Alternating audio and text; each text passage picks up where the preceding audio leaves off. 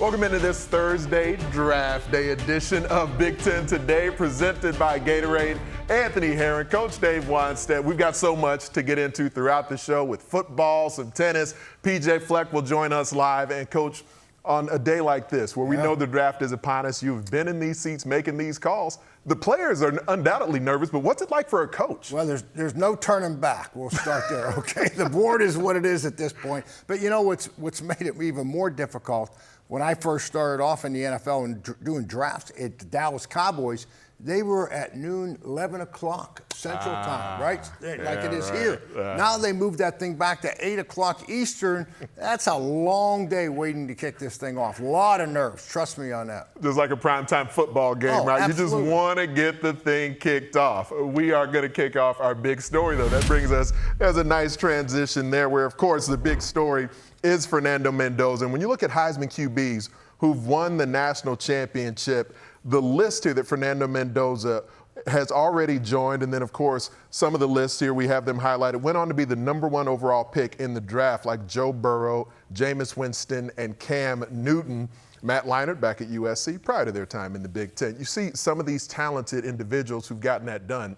And when you think about the season that Mendoza put together at Indiana and what he was able to accomplish there, yes, it was just one season, but it was one historic season. What is it about Mendoza that will turn him into the #1 pick tonight? Well, a lot of things.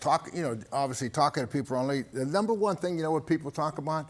How he handled adversity. And they talk about in pivotal games to get to the national championship against top talent, throwing an interception, throwing one early, right, for a touch, and then coming back after those plays and shaking it off and not letting them bother him. I mean, that was big. The other thing, too, is the red zone. When you get down in the red zone, you know this, Ant, we got to get points. We got to get points. We can't be making mistakes. The guy does not throw an interception all year in the red zone.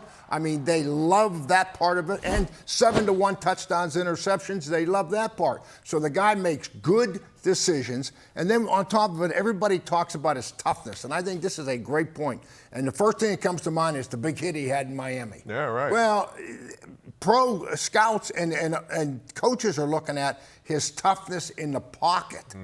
And when he's sitting in that pocket, in the NFL, guys are not going to come open for very long. So you've got to hold that ball and hold it and hold it.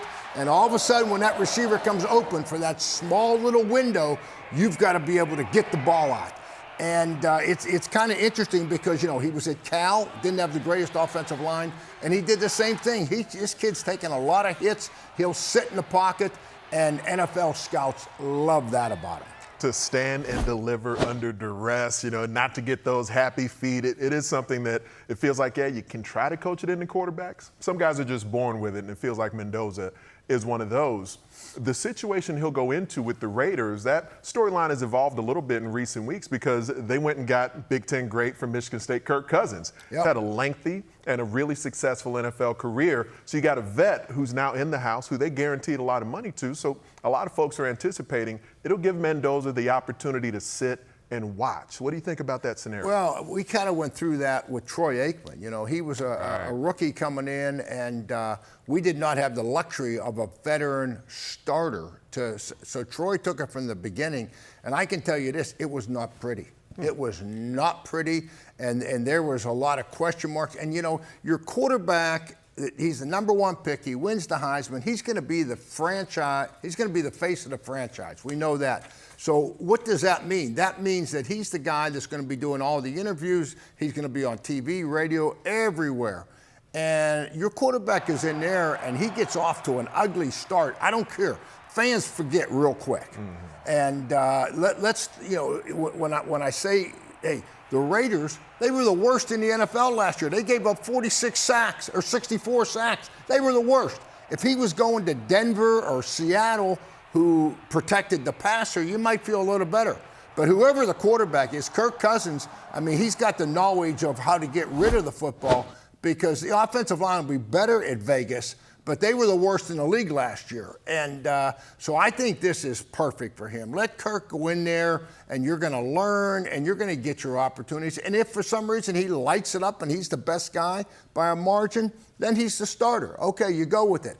But boy, this will take a lot of pressure off the kid, and I think it's the right thing. And don't lose sight. Who's behind the scenes calling all the shots for quarterbacks at Vegas? Tom Brady. Yeah. And true. Tom Brady, if he's involved with picking a quarterback, which he is, he's going to want this kid to be successful, and he's going to give him every possible opportunity for that to happen. And I think it's a good thing. I really do. And Tom Brady's been very public about how positive his experience was for getting to sit behind Drew Bledsoe for a while. Great point. And enter the lineup. Great point. You know, another thing, too, that people were talking about, he has played very few snaps under center. Yeah.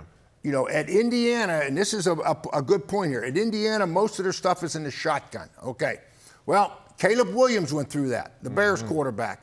And I remember going up to training camp, and they were working on just taking the snap under center and handing it off, and the fakes, the play action passes. So there's a little bit, and people don't talk about that, but that's important. The thing that Indiana does, though, they do 7-step drop, and they do 3-level passes, so he's getting that NFL experience, even though he's been in the shotgun most of the time. But that'll be a little bit of an adjusted for him, too. And we know he'll put the work in to get that done. There's no doubt about that. And part of the reason Indiana went undefeated and won the national championship was because Fernando Mendoza did have the support of a number of other playmakers in Bloomington. And before the season, Omar Cooper Jr., he wasn't a guy who, as a wideout, was viewed as some sort of surefire first two-day draft pick, let alone to be a first-rounder. But that's the anticipation that we should see Omar Cooper come off the board tonight. What stands out about that top-flight playmaker? Everybody says, Mr. Dependable. This is a guy that you can trust.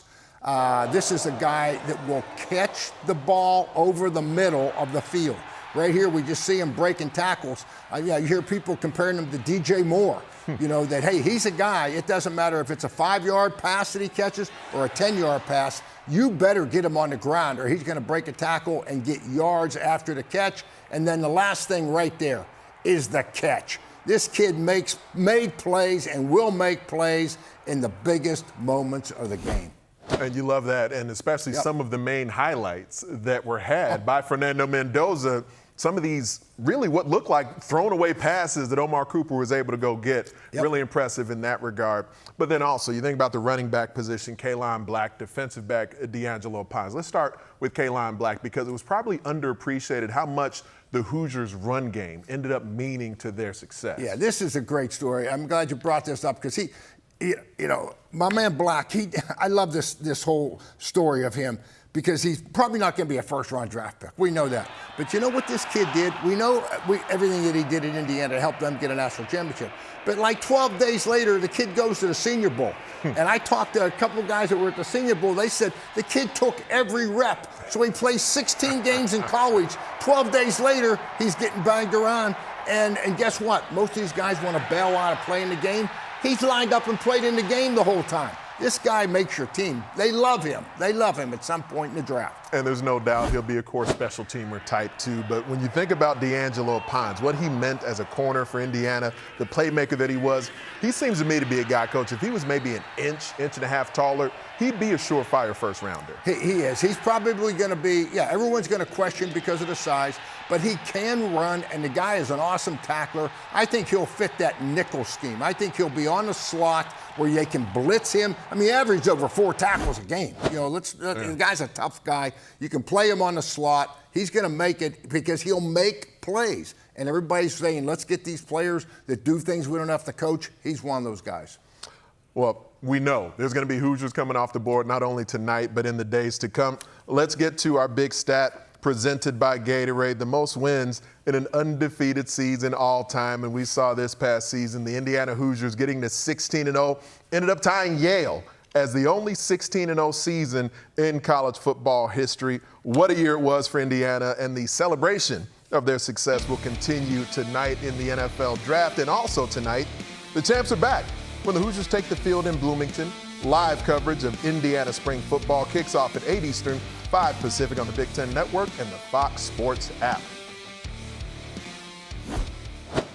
Well, the way that the conversation about Indiana has continued to roll here, you know, we can lose sight a little bit about the fact that they do have a football season that will continue. And for Curt Cignetti Now he's in a position where he's got to, a lot of folks would call it defend. Some coaches don't like to use the term defending their championship from the year before. You went through this in your time at Miami where you guys won it all, had to come back the next season. What are some of the challenges in that? You know what's interesting? Number one, Kirk has been through this on different levels. So he's been through the whole championship run. I would say, two things everybody talks about: complacency, right? Yeah. Oh, the hangover from winning a national championship. But so you'll deal with that. The one thing that's hidden that sometimes you don't, when you win a championship, okay, and you're the best. One, complacency, yes, deal with that. But the other thing, too, I call it team-friendly fire. Everybody on the team and at the university, in the athletic department, says, I didn't get my share. Oh, yeah. I want more publicity. I want a little bit more credit. I want a little bit more money. And that's something that you can't stick your head in the sand and you have to deal with. So complacency and, hey, I didn't get enough of the pie. I should be getting more. You have to deal with that. And we know that Kirk Cinetti, if nothing else, he is a task-oriented coach. He will keep everyone on their game and making sure that they're focused on the task at hand. He said he got right back to work. He was telling Rick Pizzo about that yesterday